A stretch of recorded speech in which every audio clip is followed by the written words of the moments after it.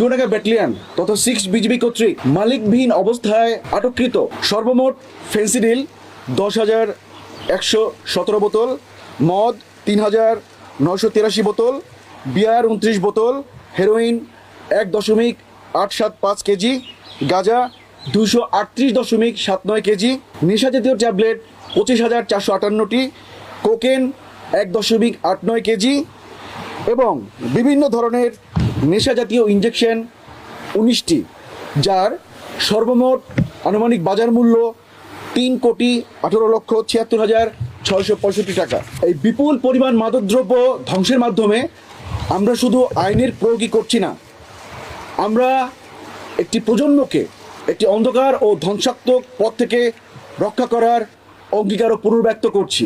1 August 2024 তারিখ হতে 31 জুলাই 2025 তারিখ পর্যন্ত মালিকবিহীন অবস্থায় আটককৃত মাদকদ্রব্য ধ্বংস উপলক্ষে আপনাদের উপস্থিতি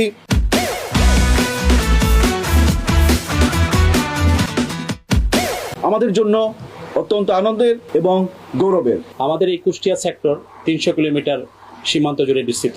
কুষ্টিয়া সেক্টরে 3টি ব্যাটালিয়ন কাজ করছে।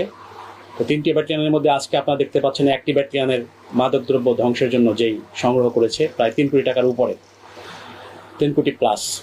তো আমাদের এই কার্যক্রম অব্যাহত থাকবে।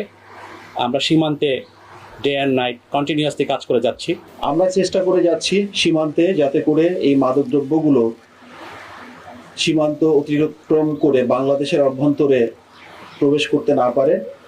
একই সাথে অন্যান্য সংস্থাও তাদের স্ব স্থান থেকে নিজ নিজ দায়িত্ব পালন করে যাচ্ছেন। আমি আশা করব ইনশাআল্লাহ ভবিষ্যতে আমাদের এই অভিযানগুলো আরও বেশি বেগবান হবে এবং আমরা এই মাদকের ক্ষতিকর প্রভাব থেকে আমাদের সমাজ তথা জাতিকে রক্ষা করার জন্য আরও বেশি ভূমিকা পালন করব ইনশাআল্লাহ।